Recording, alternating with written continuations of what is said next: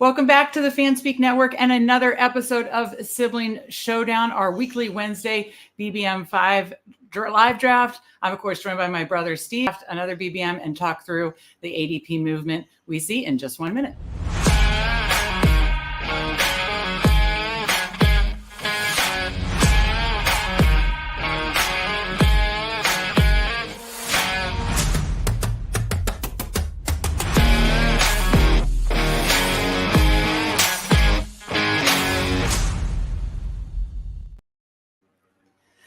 That's right. Another Wednesday, which means another BBM5 live draft here on the Fanspeak Network with my brother, Steve. I'm Meg. You can follow me at Megs08DFS. And of course, I'm joined by my brother, Steve. You can follow him at SteveOSpeak. Steve, how are you doing today? How are the BBM streets or just the Underdog best ball streets in general for you?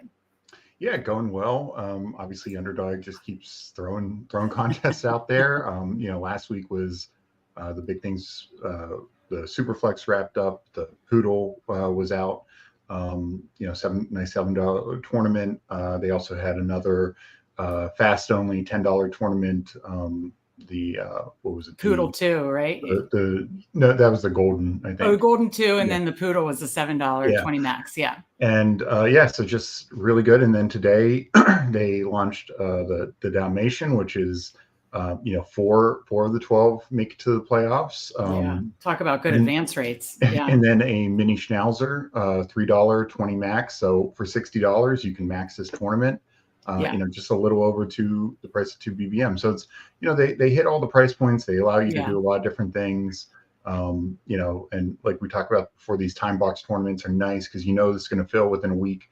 Similar to the Poodle and stuff like that. And it's like, any major injury that happens, everyone's drafting with the same sort of we're all drafting with the same info. Yeah. Any major roster decision, we're all assuming a certain player is going to be the number one receiver, or like Jalen Polk's going to be maybe the number one receiver in New England, but it could come down to preseason and he's terrible, and he ends up being their wide receiver 4, like a Quentin Johnston last year. It doesn't matter. Everyone drafted that same way. Where in the BBM, the people who draft late get major advantage when that kind of news breaks. Right. Yeah, I love these time box tournaments for so many reasons. The reasons you just said, we're all drafting with that same information. I think at the end of drafts, you can give yourself permission to make a stand or two. You know what I mean? Because as long as it's not just totally stupid, but you know what I mean? As long as it has a little bit of merit and value and can happen, you can make a stand because you could be unique. Again, they're smaller fields, they're great advance rates, they're time box. So I love that. And these advance rates, I want to make sure that I'm drafting as many of these types of tournaments as I am BBM, because as much as I love the BBM and I absolutely love the new flat payout structure of BBM, let's be honest, I don't want to wake up week 17 like I did last year and know that I only entered lottos last year, basically, and I want to, do as many of these as possible. I thought the Poodle was great. All these, single entry, this 3 max Dalmatian is great. So Underdog, kudos, love it. That's probably a good time to say, if you're new to Underdog, you can now get up to $250 bonus. Use code FANSPEAK, special pick, and up to $250 bonus dollars with code FANSPEAK. So use that. And while you're here, obviously like and subscribe. We really appreciate it. And while we're doing, the kind of announcements, check out articles at fanspeaks.com. I just did an article about kind of the teams that I'm most stacking. Are those the only 10 teams I'm stacking? No, of course not. I'm, of course, stacking on most NFL teams, but of course there are going to be plenty of other team stacks I lean into heavily through this draft season. But these are my 10 favorite stacks, both 3 different price tiers: expensive, mid-price, and then value. And, I think you just look at many factors to make these decisions. And again, like last year, if you would have stacked up 49ers, Dallas, Miami, Houston, Green Bay, all at different price points, you were probably having a good season. And I just want to kind of leave with that same idea this year, is that, we won't know until the end of the season if it's right or wrong, but I want to be trying to make the right decisions going in and make the right stands going in as best as I possibly can. So check out that article on fanspeak.com. Steve has an article he's working on that should be up tomorrow. His rankings will be updated tomorrow. Lots of good stuff, all free on fanspeak.com. Check that out. Steve, any other thought? Well, let me say first hi to Fantasy Football Garage, GM. Thank you for joining us. He has a channel. Check him out. I assume, look, if you search Fantasy Football Garage on YouTube, check him out. He's doing live streams. He's in the streets. The best ball streets are plentiful and wonderful and such a great community. So thank you for joining us. And if anybody wants to draft with us, we will be drafting here shortly. Steve, any other kind of ADP movement or any other things that you're seeing in the since our draft last week that you're, really trying to react to or anything? Yeah. I do think, some people are starting to catch on with some of the things, like certain teams that say, and we've talked about a lot, the Titans are going to throw the ball more. Yeah. See Ridley and Hopkins move up, especially not so much Chigakonko, which is interesting. I think we're seeing a little bit of the pushback on some other teams that I think people just assumed were going to be more high volume. I think Washington is one.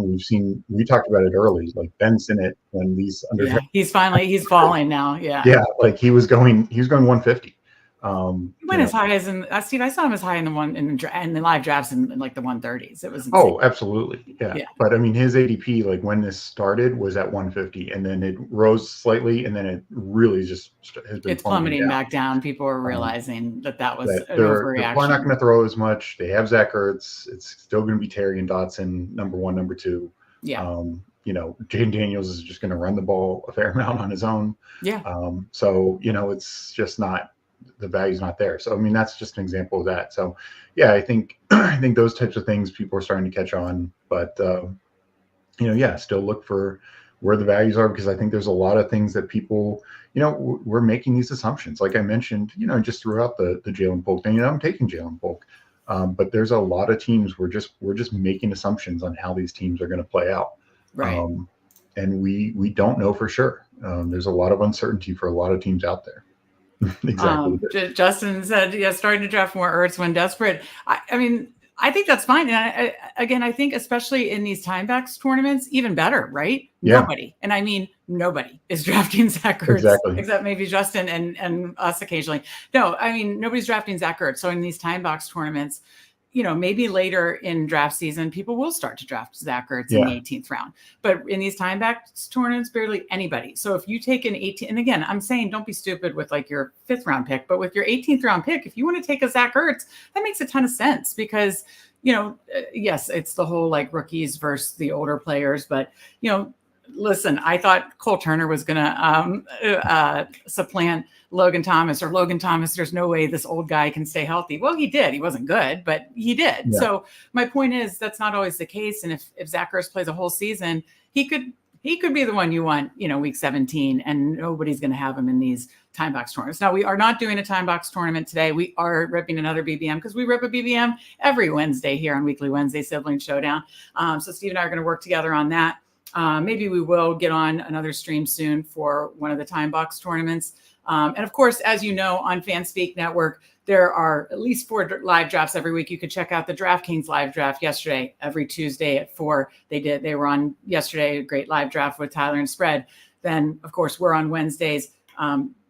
Justin and Andrew are on Thursday nights and at 9:30. And then I'm on every Friday, Friends of Best Ball. And my friend of Best Ball this week is Felix Castro, a Millie Maker winner on DraftKings. He'll be drafting with me on Underdog, but he is a Millie Maker. So I like listening to millionaires. So no, I love Felix. He's great. If we're doing a draft together, I assume we'll have Najee Harris on our team and I'll love it. So, look for that. That is going to be Friday at 1 p.m. Eastern. So anyways, Steve, are you ready to get in this tournament? If anybody's with us, I'm going to be entering in 5, 4, 3, 2, 1.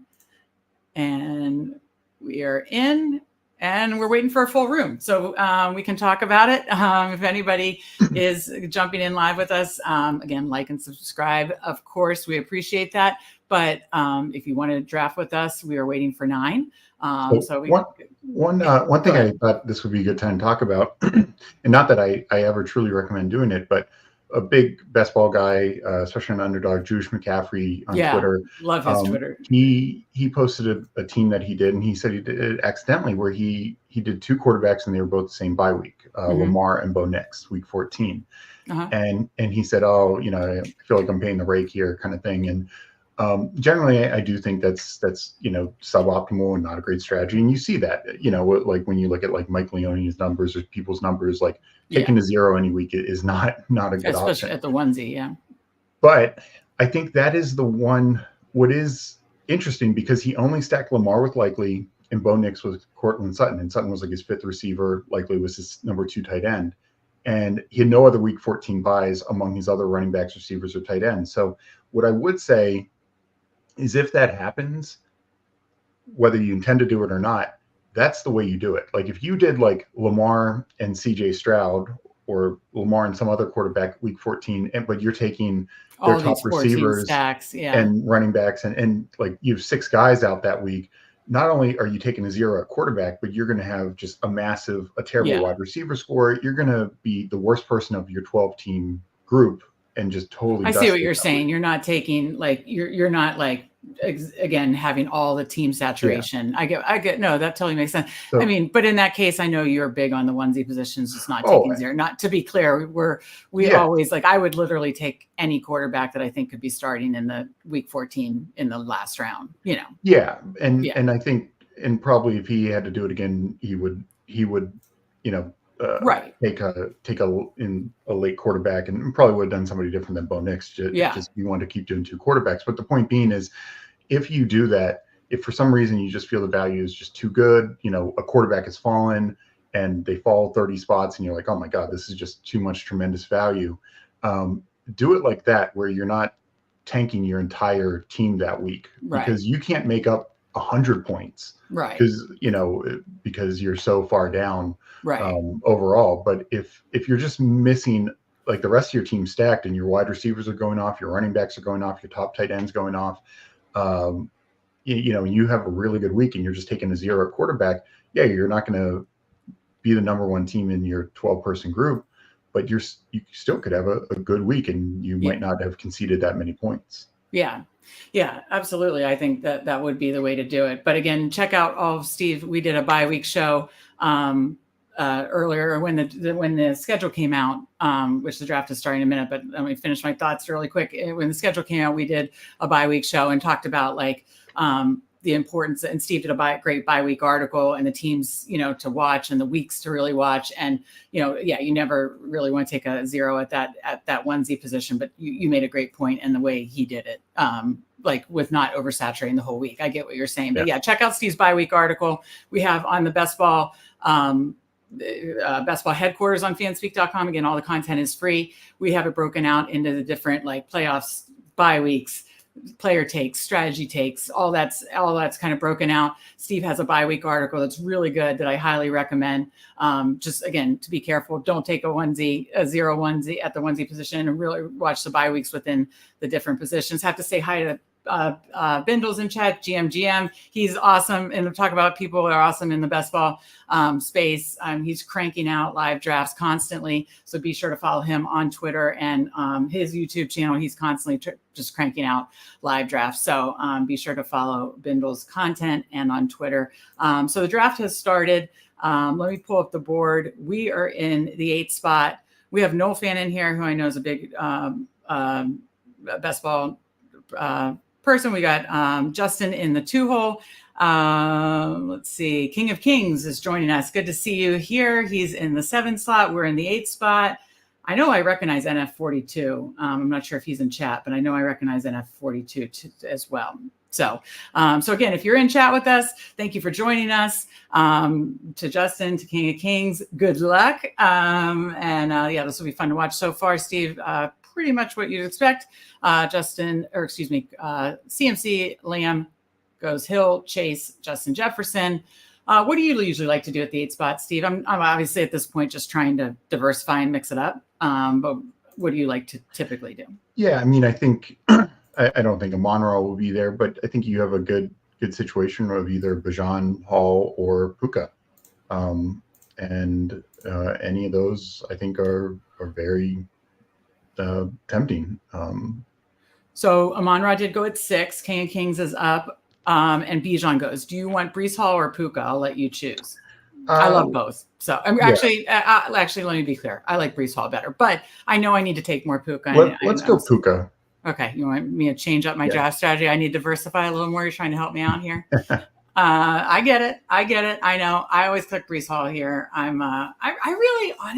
really love these other running backs in the first round. And let me just say, I'm fine with Gibbs now in the second round turn, but I'm talking Bijan and Brees. I mean, I just really love both of their situations. So when I get that middle, 6, 7, 8, I'm not mad about it really, because I'm usually taking Bijan or Brees Hall, and I love it. So I think they're both good. I will say I think Hall is getting a little overhyped given how last year ended.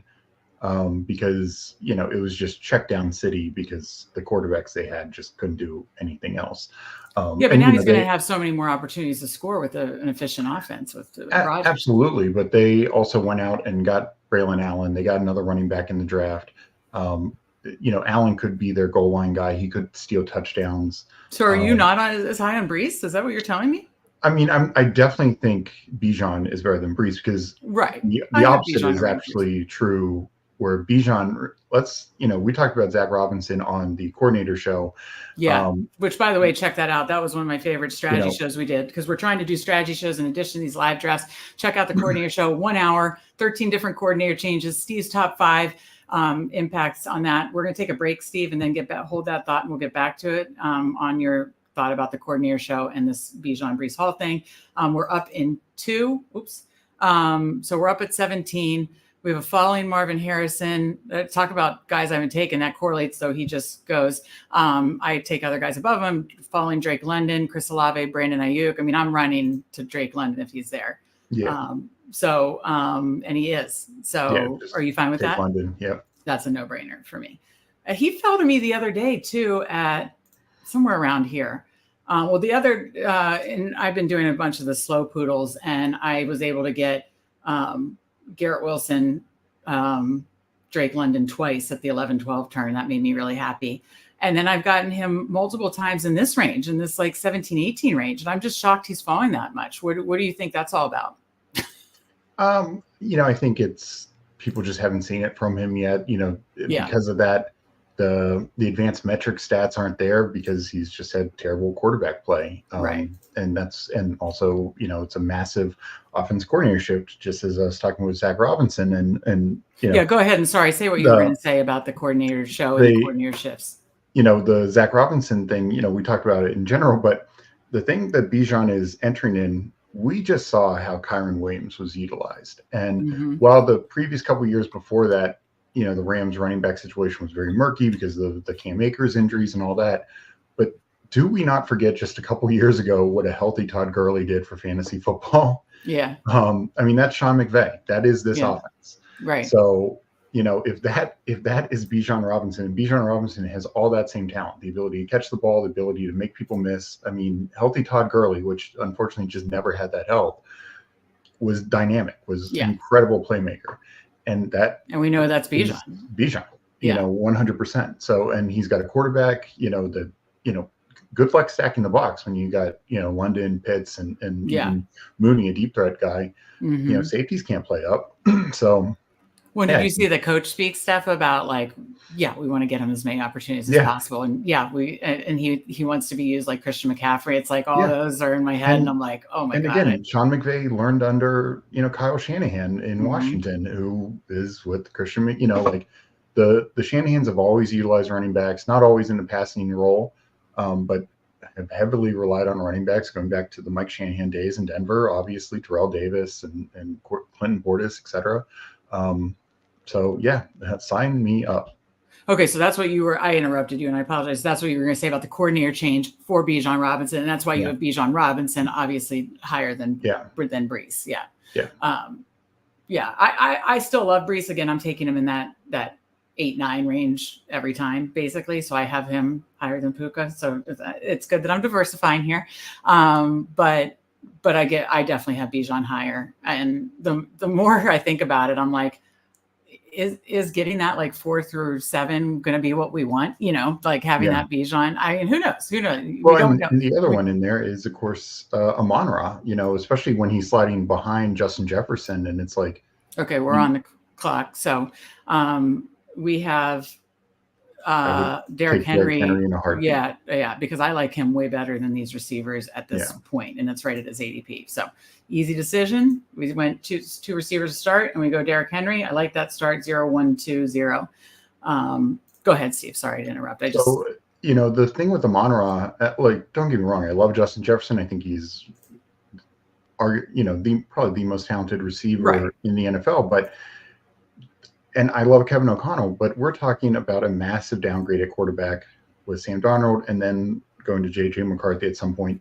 Likely that's a downgrade not only in quarterback play, but pass attempts. And yes, I know the pass attempts didn't really degrade last year when Cousins went down. It did a little bit with Dobbs, but then kind of went back up under Mullins. And Mullins was slinging it. But I just don't think you can count on that as much. And they're not going to be as quality. They're not going to be as much downfield. And I just feel like I think Jefferson is a very safe floor, still very much worthy of a first-round pick. But I'm going to take Gibbs, who is going to be, you know, with Jared Goff, who's now played with multiple years, his entire career. And, you know, they just seem to be on the same page. And absolutely. You mean you like Amon-Ra? Amon-Ra and over Jefferson.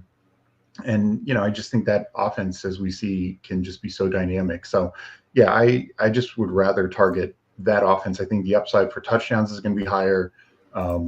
You know, catches are higher, all that. So, I really feel like he's a steal in that mid-round range. You know, he finishes wide receiver 3 or 4 last year. You know, so we're even still getting him as a potential discount if he finishes 3 or 4 again. And if not, like, even if he is wide receiver 5, 6, 7, like, you're still fine. Yeah, we should do a show, a strategy show, probably each month about like our favorite picks this month in each round. You know what I mean? But I mean, in the first round, I obviously have several. I think there's going to be, you know, pockets of the draft just like last year where you're like, oh, you're going to want McCaffrey, you're going to want Lamb at the end of the draft last year. You're going to want, you know, so I think there's going to be.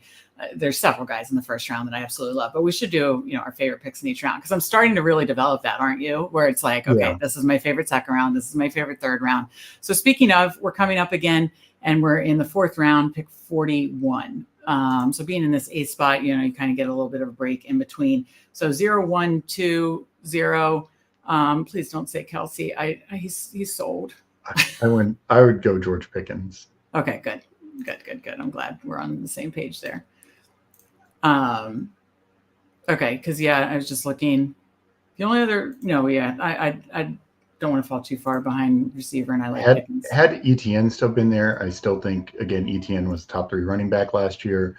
I know there's coach speak that he'll lose some work, but also I think that offense is going to improve. So, you know, I think he still has top 5 running back upside, but ETN was off the board, and I just think Pickens. You know, we're talking about an offense coordinator upgrade, a quarterback upgrade. I don't care who it is. You know, that's the thing. Like, there's all this debate. Is it Russ? Is it Fields? Doesn't matter who it is. We're talking about a quarterback upgrade here. We've talked about before, you know, most of his best games were with Mason Rudolph down the stretch. Yeah. Mason Rudolph is a backup in this league, a clear backup in this league. Both Russ and I think Fields Russ is going are better than Mason Rudolph. And Mason Rudolph was turning Pickens into a fantasy, you know, darling. So, yeah, I think. He exploded in the playoffs last year. Yeah, absolutely. I just want to go to chat really quick. Fantasy Football Garage says, I see some familiar names. Yeah, I again, whether they're in chat with us or not, I know Noel Fan and NF42 I've seen in a lot of drafts are big in the best ball space. And I love seeing Justin and King of Kings in here. So this is fun.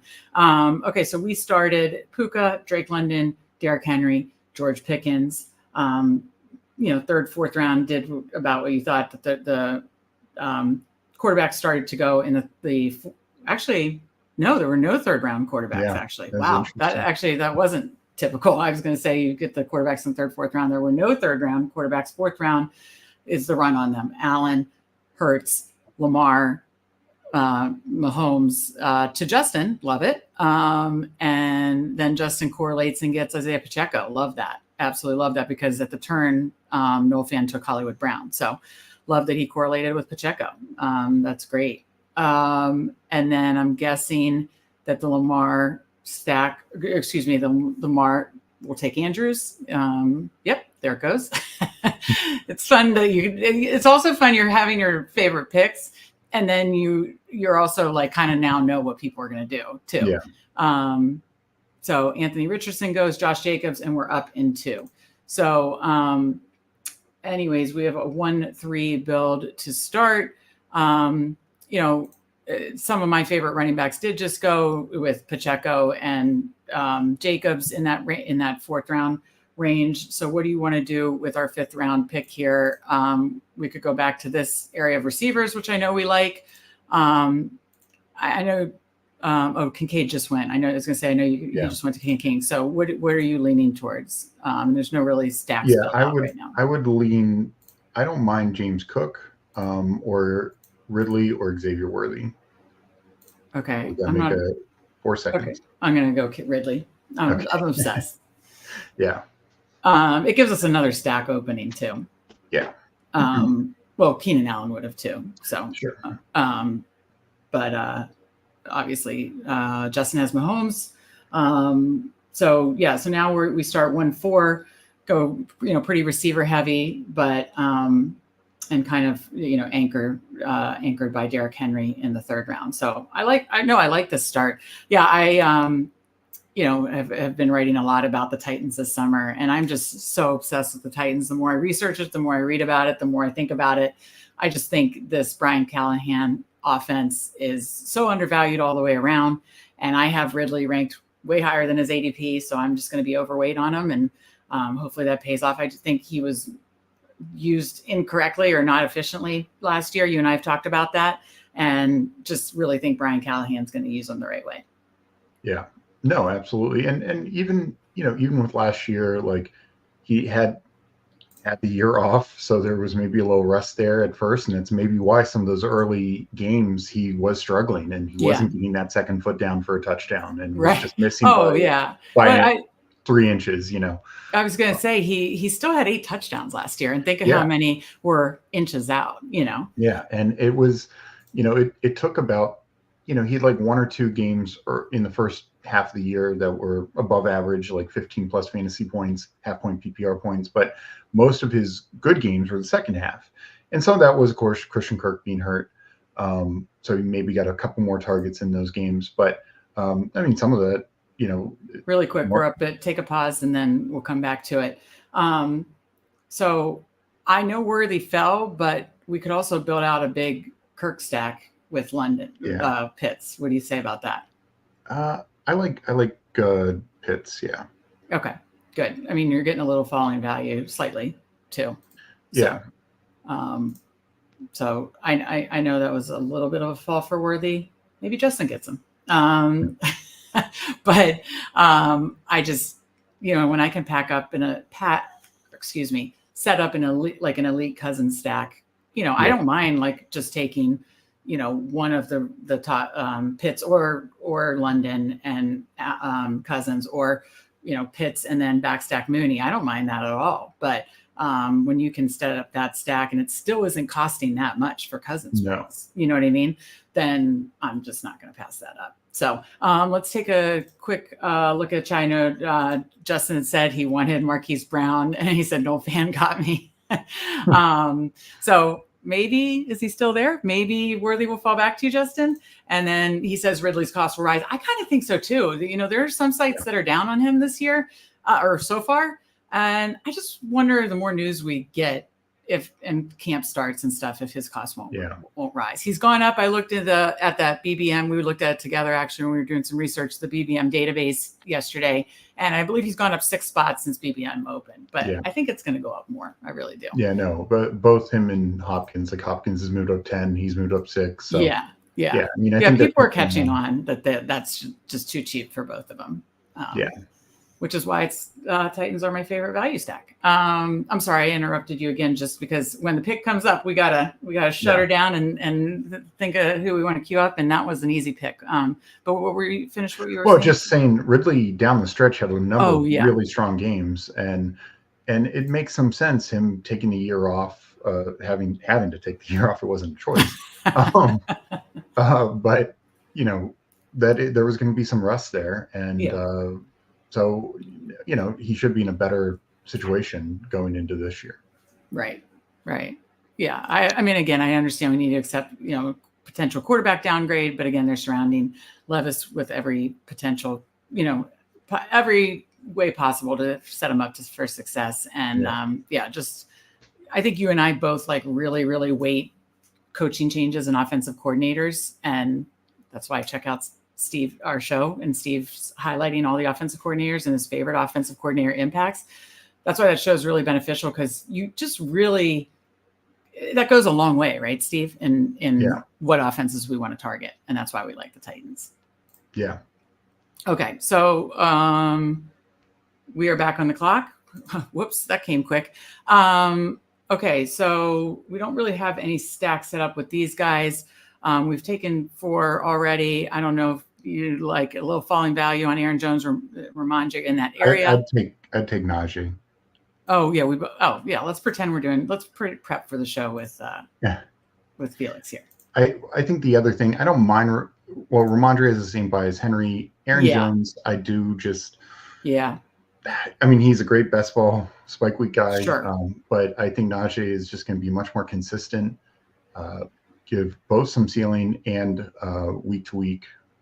And we have Pickens too. It's just team correlation. Yeah. And I know I like Najee better than those running backs as well. So that was a good call out. So we started the draft through the first 7, 0, 2, 4, 1, which again, keeping that pacing, we got 4 receivers through 7 rounds, still got an elite tight end and 2 very, very solid running backs. So like where we're started, obviously we, could potentially look for, I don't know that we want to wait that long, but I like doing unique builds, and I don't hate if we wanted Kirk to be our first, we could do Kirk and Stafford as our top 2 quarterbacks.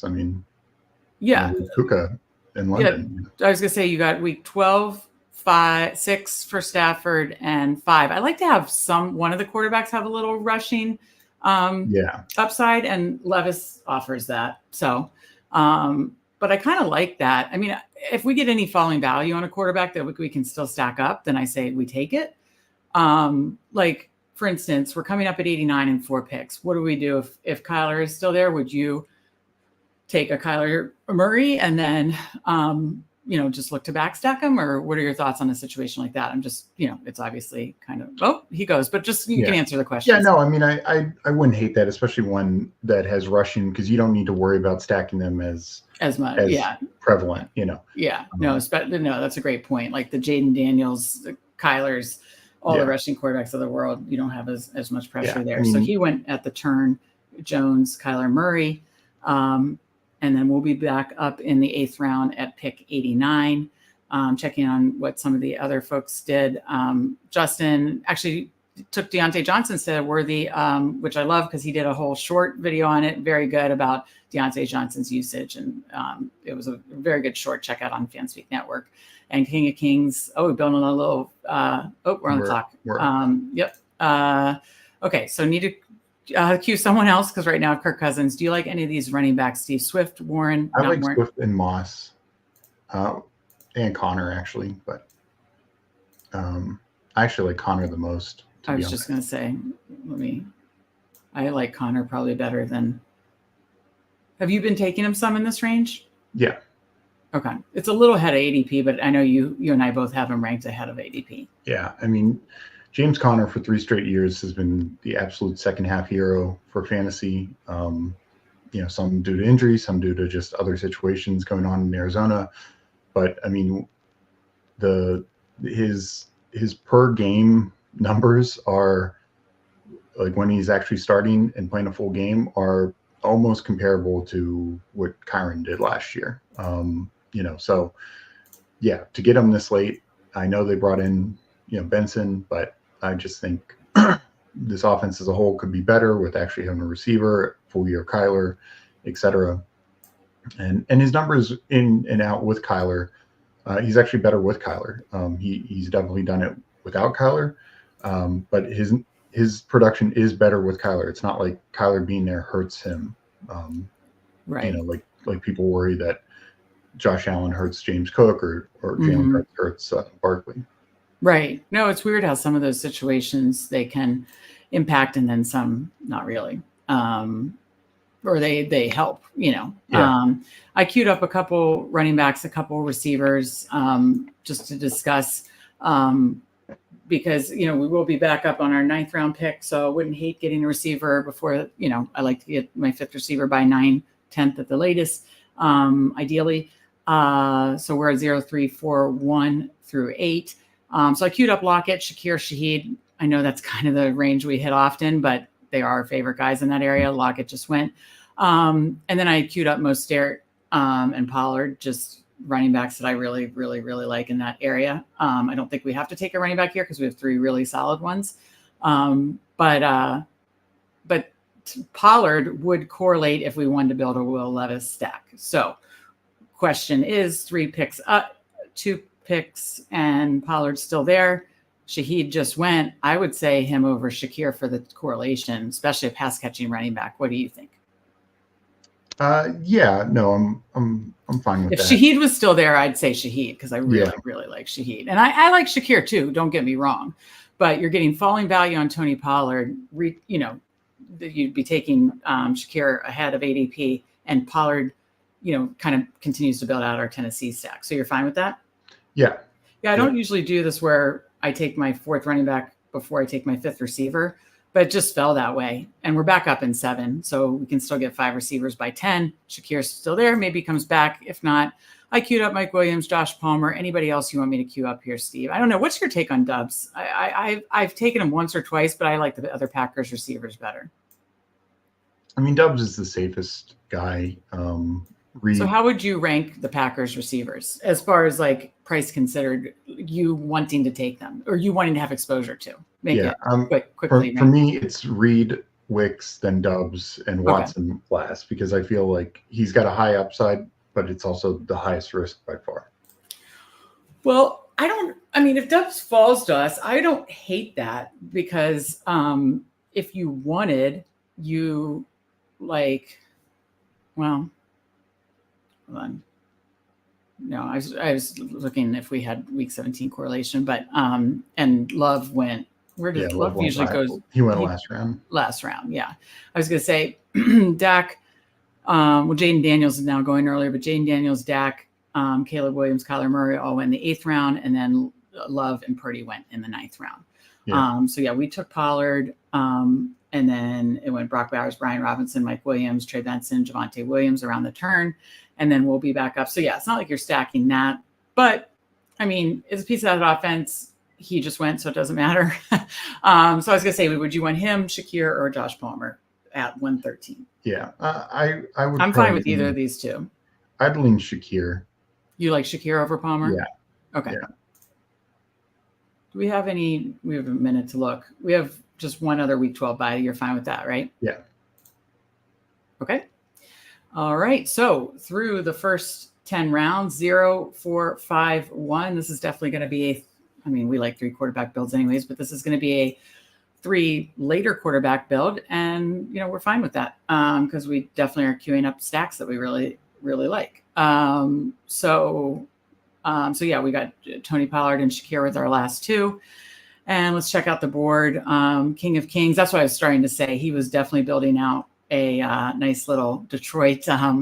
First I started with Bijan, which is excellent. And then he got Debo, and I could see he was building out some correlation with San Francisco, Detroit, week 17 with Kittle and Jameson Williams. And then he was able to get Purdy at 103. Yeah. I like that a lot. I like what he's doing there. So Justin's about to be on the clock. And then we're coming around the 10-11 turn. And then we can take a look. He goes Eckler. He said he's very high on Eckler. So I like it. Make your stands and got your guy. And now it's coming around the 10-11 turn. But any ADP shifts or big movement or surprises you're seeing in this draft? Nothing really super stands out to me. Yeah. So, just on the Justin's point with Eckler, and look, I like Brian Robinson, but I actually am with him kind of on Eckler. They paid him money, and I know Eckler was disappointing as a first round pick last year and all that, but when another guy, when he was in games, he produced. He had like one or two really big games, but a lot of his other games, he had like 16 to 19 points. And sure, you wanted more for being a first rounder, but that was really good. And I don't think he's dust. I think he was injured last year. Yeah, he was injured, and then the offense collapsed around him. The offense totally cratered around him. It was terrible. He even had a good game after Herbert went down. So it's like, yeah. I like being high at Eckler. We got him at what, 6 or 7 overall. Now you're getting him at 113. I mean, talk about a little bit of no reaction, and he's back with his original coach. Let me just say hi to Noel Fan really quick. Thanks for joining us. Happy in chat. He says, you sniped me back, Justin, with Kamara, so we were even. I love that. So thanks for joining us in the draft, and thank you for joining us in chat. And you and Justin are competing here, and we are going to be back up. Justin then got Jerome Ford. Love that. We are coming up at 128. I mean, do we just take Cousins here? It's I didn't really see fees at 140 now. What's our next pick? I don't want to push it too far because I love that stat. Yeah. Oh, I guess we could get him at 137. So we're at 128, 137. So do you want to push him to 137? Yeah. Because nobody else has out there. Okay. So Goddard, Blake Corum, Jerry Jeudy. Not really okay. Shit. We gotta. Sorry. Just take Cousins. There's nobody out there worth taking right now. Okay. I mean, sometimes the streams get you and you just are not prepared. And that was on me that I was just not queued up. It happens. It happens to the best of us. Bindle's Fantasy Football Garage. You know what I'm talking about. So anyways, okay. We're up in 6. Why don't we go ahead and queue other people? We have a 1, 4, 5, 1. So we can really do whatever we want. It's going to be a 3, 5, 7, 3, or we could with Pitts not necessarily do 3 tight ends. So it's really, the world is our oyster here, Steve. We could look for falling value. What do you want to look at here? Looking at the top of each board, I definitely think, well, let me see where you could get Stafford and where we'll be back up. I just want to hit 137 and we'll be right up around Stafford's range. So I don't feel like reaching on Stafford. No. I don't think that makes sense. So I just want to quickly look at the board. I forget, did we get Palmer? No, we did not. Okay. I just wanted to have that as another option, though. He says the same this week. Herbert, that is. Corum Elliott is at the top of the running back board. Receiver, we have Judy, Leggett, Pearsall, Polk, and then tight end, TJ Hawkinson, Cole Kmet. I like Musgrave, but that's a reach. I like the Musgrave Henry range better, quite honestly. And this is not the range. I mean, it's a reach for guys like the rookies like Pearsall and Polk and Mooney, though that would be a big Atlanta stack. That's kind of a reach here. And then I'm not in on Judy or Leggett at all. So, so thoughts, do we go one of the Dallas running backs? We take whatever Dallas running back. And then we're definitely done. Okay. All right. Well then, or did you want to go Marshawn Lloyd? I know. What happened? Back to back. Oh shit. Okay. Sorry. What are your thoughts? Marshawn Lloyd, Ty Chandler. I would take Ty Chandler. I like both. I'm high on both, but did we get Dubs? I couldn't remember. No, we did not. Okay. I was gonna say either kind of correlates in a way. So either team correlation or week 17, but let's just get Ty Chandler. So okay, we're done at running back. So we have one, and you and I have talked about this, like building out just a very, very solid lineup and then kind of building out like later QB and tight end. So this is a different build for us, but one we mix in and I like it. So we have a 1-5-5-1. We're done at running back. Kirk Cousins, Derrick Henry, Najee Harris, James Conner, Tony Pollard, Ty Chandler. Feel really good about that room. Then you got Puka, Drake London, George Pickens, Calvin Ridley, Shakir. Feel really good about that. We're going to add 2 or 3. And then we have Kyle Pitts. So we will be back up at well, right around Stafford's ADP. So if Stafford's still there, I'd say we do that 152 and round 13 and 161 in round 16. So I do want to look at the board, but we have Stafford queued up for round 13. Anybody else that you want to queue up? So what I would say is, I kind of think it should probably be a 1-5-8-2, or I'm sorry, 3-5-8-2 draft. While I love the start of our receiver group, our sixth receiver is going to be weaker. Yeah. So let's go with 8 instead of just doing 7 like we typically like. Well, then I wouldn't hate if we got unless one of these receivers you really wanted to grab after the Stafford pick, then I wouldn't hate grabbing a second tight end and being done. Yeah. Then. So basically going Stafford, tight end. Yep. Then if we could get Levis and then just hammer receiver for the last 3 rounds. You're fine with that? I agree. Okay. I did not mean to queue up Xavier Legette. I do not like him. And I've been a little more interested in Parasol lately. What do you think is going to happen? Well, we're up in 5, so just keep that in mind. Quickly, I have just this gut feeling that something weird could happen with the Ayuk situation. I don't know. I just wonder. I don't know. I usually do not think that with the holdout type stuff. The Ayuk thing, there's just something that smells weird about it to me that I don't know. He could be the one that I could see something weird. And I've heard other analysts say the same thing. And of course, if Parasol being your 6th, 7th receiver, we're not going to take him because we have a whole other plan. But my point is, being your 6th or 7th receiver in a Ricky Parasol situation, he's one injury away also from just an elite situation. So I will say that we're back up in 1, and all the tight ends we wanted are gone. Are gone. And Parasol just went, and all the receivers are gone. We were taking Stafford here anyways. Oh, Henry's still there. So I'm going to take Stafford here, though, correct? Yeah. Okay. So again, we waited on quarterback, but we built out 2 with our top 2 receivers. We have Cousins, Drake London, Pitts, and then we have Stafford and Puka. So like that a lot. If Henry falls to us, I say we take Henry. Are you fine with that? Agreed. What's his bye week? 14. Okay, so 14 and 12, so we're good. And then hopefully Levis comes back to us because it's before his ADP. Yeah. We'd be back up at 176. And his ADP is 181. So hopefully he falls back to us. Go ahead. My take on the Ayuk thing is, one, we heard this just a couple of years ago when everyone thought Debo was getting traded. He was taking stuff down off his Instagram. Everyone thought he was getting traded. Everyone swore up and down Debo's getting traded. He obviously did not. He's led them to the NFC Championship game and the Super Bowl since. I think they are going to probably do what a lot of these receivers have gotten are these 3-year short-term deals. And they know that if they just can't afford it because they will have to sign Purdy, they will trade one of them next year. But I don't think, and they'll take a cap hit for it. I understand that. But they're all in. They're not going to. This team has come so close to the Super Bowl. Essentially, I'm just going to interrupt you. I'm taking Henry. Yeah.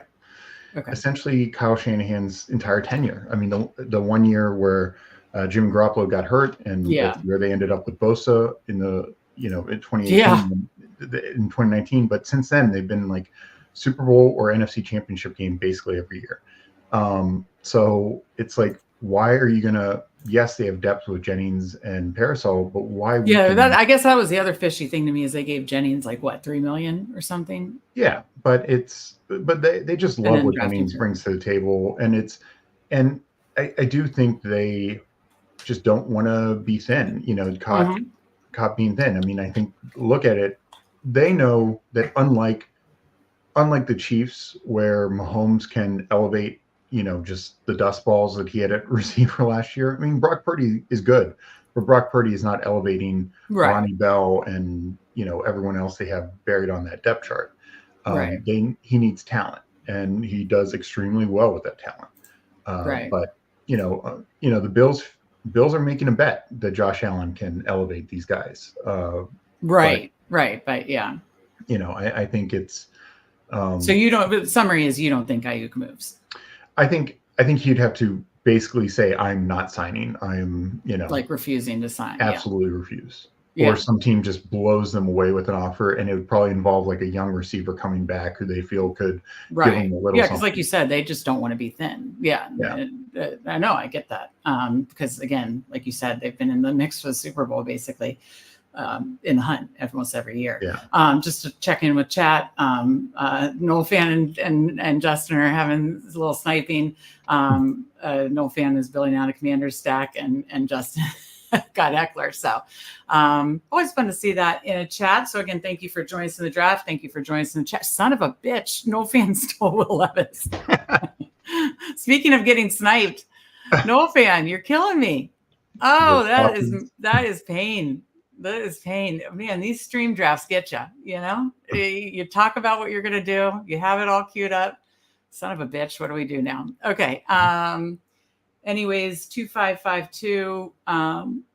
Do you want to look at receiver here? Or is there any other? So Thielen, Corley, Thielen fell really far. I just ETR I just listened to one of their podcasts. They're actually totally fine with Thielen, a falling Thielen.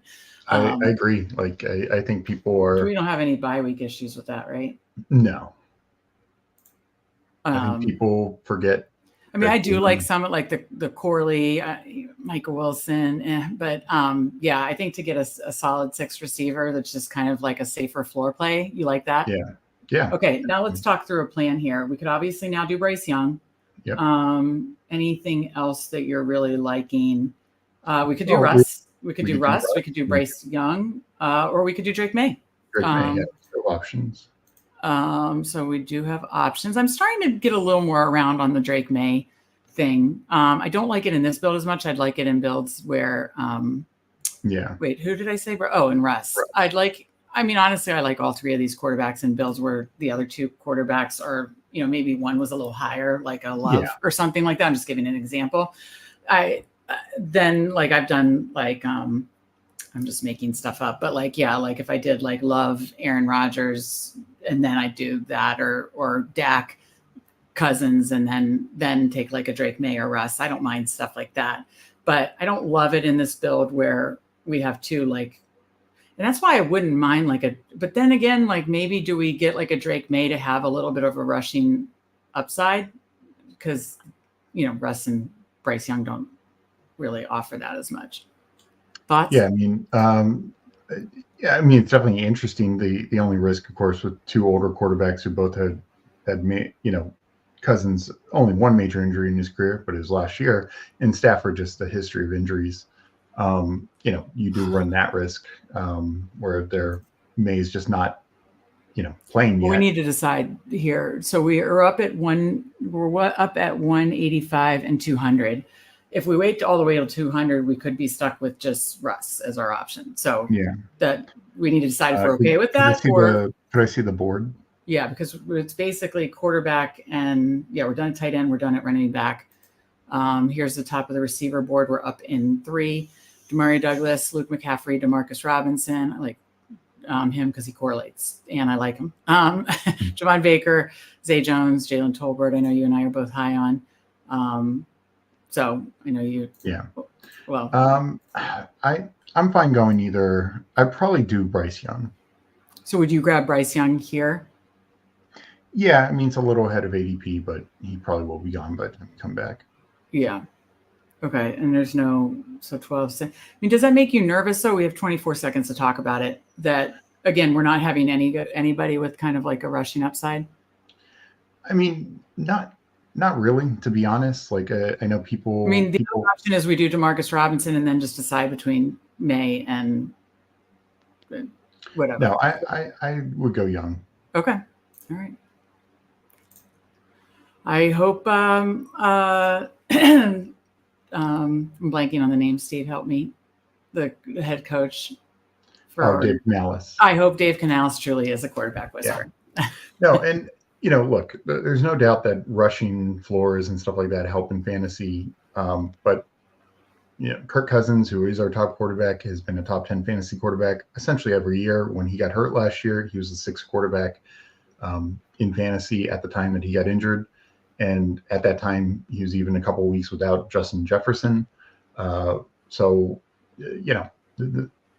no question that he can play. And Matt Stafford, last year, he just offers not. He has to basically get 303, or more to have a big game. Wasn't his best year because he missed a couple games, but also the Cooper Kupp injury. It was just touchdown variance. He really was hurting from a touchdown variance standpoint. He had a lot of 300. Kyron was hogging them all. Yeah, no, he had a lot of 300-yard games, but it was only he could only throw one touchdown. No, he did have a lot of 301, And if you were playing on DraftKings, you'd get that 300-yard bonus, but we're not. And, that's why we are touchdown hunting. So maybe he got some touchdown regression back his way in passing touchdowns. No offense. Sorry, Meg. QB's left were slim. No, all's fair in best ball. It's all good. He was hoping Geno fell, did not. And so you got Levis. I'm guessing he's probably going to look to get Chig, is my guess. Or Boyd, yeah. Or Boyd, yeah. And with one of these last two picks, he's up at one now and at 216. So he could probably get Chig. Oh, Chig is gone. Chig went. Oh, Chig went? Yeah. Oh, yeah. He went after we took Bryce Young. Or no, right before we took Bryce Young. Sorry. Yeah. He might be able to get Boyd. That's true. And again, somebody like Levis, I could see him getting some touchdowns on the ground this year. Didn't he? He had a couple rushing touchdowns last year, right? Or one or two. One or two, yeah. Okay, so no fan. That's right. He was building a commander stack. He has Jaden Daniels, and then he got Will Levis, and then JJ McCarthy. I assume he has probably some other. He's got Hawkinson. And you got Sinet with Daniels. What's that? Yes. You got Sinet with Daniels. Yes. Oh, shit. We're on the clock. Sorry. Yeah. I'm really not paying attention. Okay. I almost took a fourth quarterback. Okay. So two more picks left. I had queued up Slayton, but that's further down. McCaffrey fell.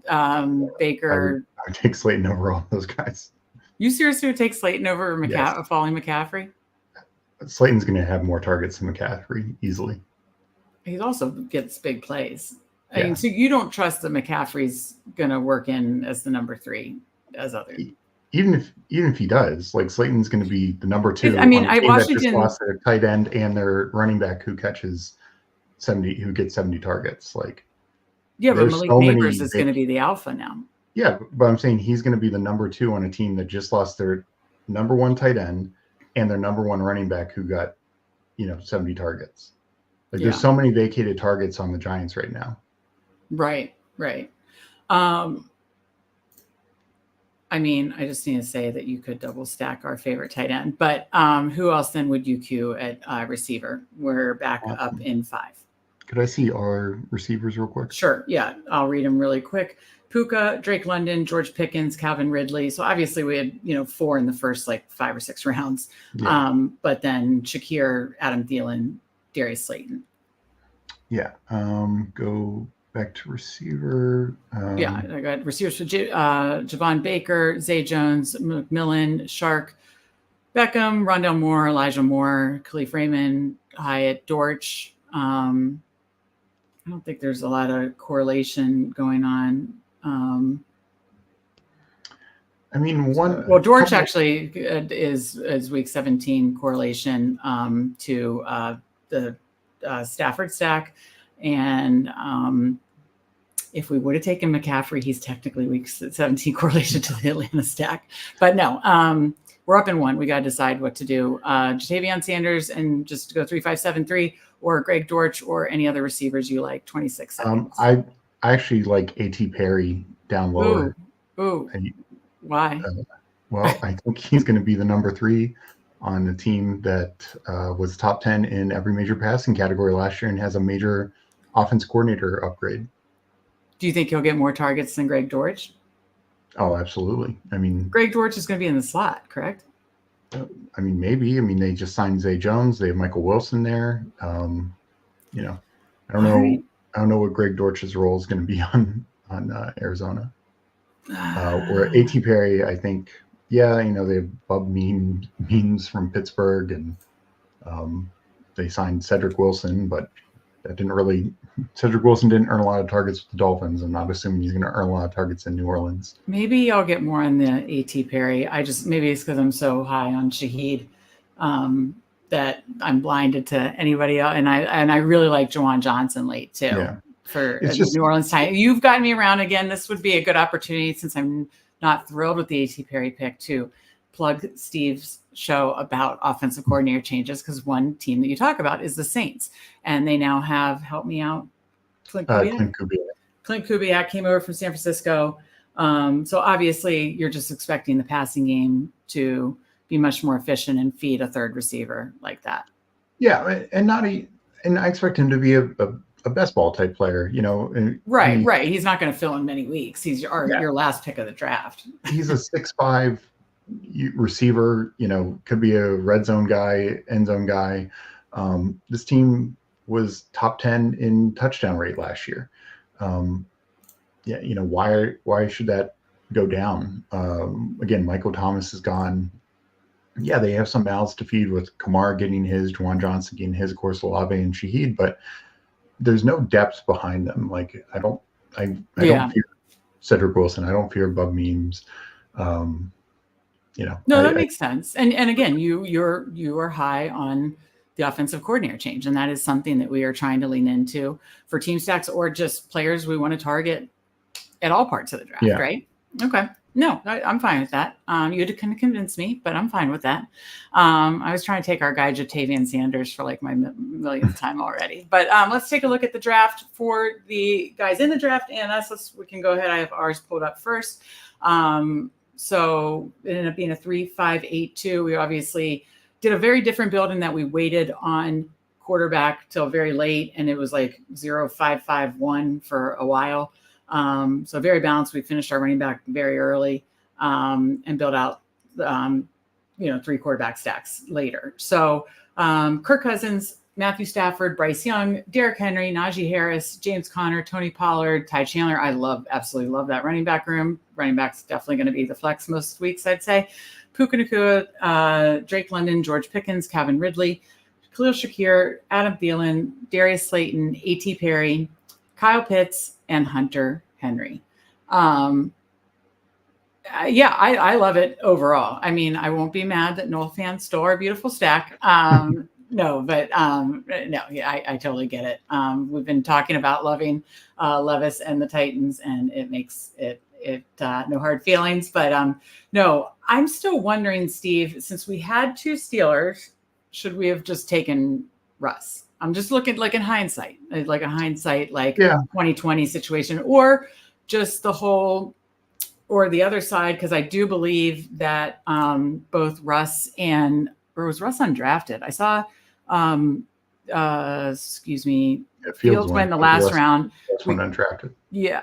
Okay. Yeah. Fields win in the last round, and Drake may win the last round. So we could have actually waited until, I didn't think.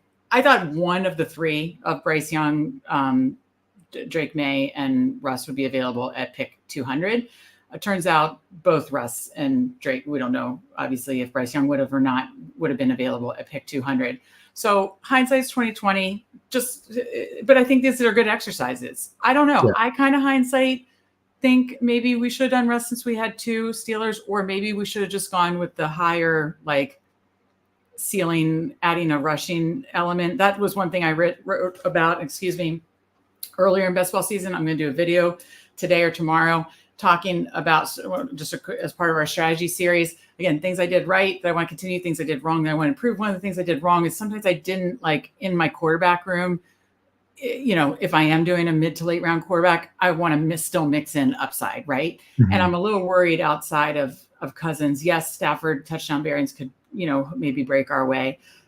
Cousins is usually a top 10 guy if he stays healthy, which he did all but last year, is usually top 10 fantasy quarterback. But I would have liked to maybe mix in somebody with a little more upside. So I And maybe Bryce Young is more of that this year under the Dave Canales. Look what he did for Gino 2 years ago, and look what he did for Baker. So maybe Bryce Young is that this year. But in hindsight, I kind of am wondering if we should have taken Russ or Drake May. What are your thoughts? And then so what I will say to that, part of the reason I favored Baker, or I'm sorry, Bryce Young, was because of what he did with Baker, who is not a running quarterback, and Baker. Baker was in the last round last year. Yeah, and he was a guy who, I think it was week 15, he was QB2 on the week. Like he was absolutely a guy who was advancing you in playoffs. And we saw what he did. Rushing quarterback, and we saw what he did in the actual NFL playoffs, both the wild card and divisional rounds. He was a great fantasy quarterback. And I think the thing with Bryce Young is he's the safest of the three guys we're talking about. We don't know when Drake May is going to take over. Yeah. And he's a rookie. We don't know. I mean, there's just not a lot of weapons in New England. When we thought he was. I would have mainly been taking him. Yeah, we had Hunter Henry. I would have mainly been taking him for his rushing upside. Hopefully. Absolutely. But we just, it could be a situation like last year with Bryce Young with, yes, a little bit more rushing, but just not a lot of weapons. That's just a very terrible offense, not a lot of fantasy production. Yeah. And with Russ, there is an outcome where Justin Fields is taking over at some point. You just don't know. I mean, you are leaning into taking some Russ in last rounds, right? I am taking. Because I'm not taking Fields right now, and I'm taking Russ over Fields, and I'm not taking him a ton, but I'm taking him in the last round when I have some Steelers. No, absolutely, but the reason I wanted more certainty is because I think our running back and receiver rooms are so strong that can carry us. And I just didn't want to see this team falter just because we lack a quarterback. Like we just need above average quarterback play, I feel like, to advance into the playoffs. And sure, in the playoffs, we're going to need Cousins to have big weeks or Bryce Young to have the Baker week that Baker had. Type stuff. Absolutely. Right. But I wanted to have more certainty to make sure that we have enough quarterback production throughout the regular season, and just the worry of two older quarterbacks with some injury stuff. Bryce Young can give us a better floor, I feel like. Okay. No, I think that's a good answer, and just helps to talk through it after. Let's take a look at the other guys in the draft with us. Noel Fan, thank you for joining us in the draft and chat. He did a 3-4-8-3, Jaden Daniels, Will Levis, JJ McCarthy. So he started Christian McCaffrey, David Montgomery, Raheem Mostert, Nick Chubb. I mean, I probably still would have done a fifth running back just with the Chubb situation and waiting a little bit on David Montgomery. But you are anchored by Christian McCaffrey, and your other two have just been touchdown hunters the last couple of years. So that's top three backs are as good as it gets. And if Chubb comes back to 70% of what Chubb is, you can get him halfway through the season. Yeah, he stacked up some Dolphins with Mostert. He got Waddle, DK Metcalf, Terry McLaurin, Hollywood Brown, Keon Coleman, Brandon Cooks, Darnell Mooney, Tavius Walker. Love that receiver room. TJ Hawkinson, Sanat, and he got Jatavion Sanders. Very nice. No, I like that. That's an interesting build, 3-4-8-3. But he mixed in some, just a lot of like rushing upside with Daniels, Levis, and McCarthy, and then the unknown with McCarthy. And, the rushing, risks, I think it's smart to build three quarterback build. So, I like that. No Fan. And again, thank you for joining us. Let's check out what Justin did. 2-5-7-4. So, Mahomes, Dak Prescott. I like that a lot. Okay. Pacheco correlated with Mahomes, Kamara, his guy Eckler, which we agree is a great pick there. Jerome Ford, Roshan Johnson, and then CeeDee Lamb, Devontae Adams, Cooper Kupp, Deontay Johnson, Curtis Samuel, Demarcus Robinson. Oh, you got Demarcus. Nice. Zay Jones, Cole Kmet, Luke Musgrave, and Jawan Johnson, and Cade Otton. Wow. I like this draft, and that's unique with the 4 tight ends late. Yeah. But I like those tight ends a lot too. So it's like every room of his, I'm like, oh, I like that room. I like that room. I like that room. And then to correlate, obviously, who did he get with Mahomes? I think Mahomes is Pacheco. Just Pacheco. Yeah, I mean, that's fine. And Mahomes spreads the ball around a ton, Well, and it's, I mean, I know you passed on Worthy for Deontay Johnson, but that's a decision you make, Yeah, I like Deontay Johnson too. And then obviously as Lamb and Dak. And I believe, I'm trying to think who, It'll be great when we, our friend of the show, Pat, Fancy Dog Pound, has a tool coming out in a week or two. I don't want to quote it, but we'll definitely be promoting it here. But it actually shows like the stacks and the week 17 correlation, that kind of stuff, which will make it easy to kind of just see it. And because I do believe there is some week 17 correlation in here for sure. But no, it just feels like every room is really solid. So I like this draft a lot. We're in a tough room here, Steve. Let's take a look at, King of Kings. So King of Kings from the 7th spot, 2-6-8-2. So Brock Purdy, Jared Goff, we said we saw him building out that 49ers Lions week 17 stack, and that's a beauty. And then you start anchored by Bijan Robinson. So Bijan Robinson, Jalen Warren, Devin Singletary, Antonio Gibson, Donta Foreman, Tank Bigsby. So he was anchored by Bijan, then kind of waited.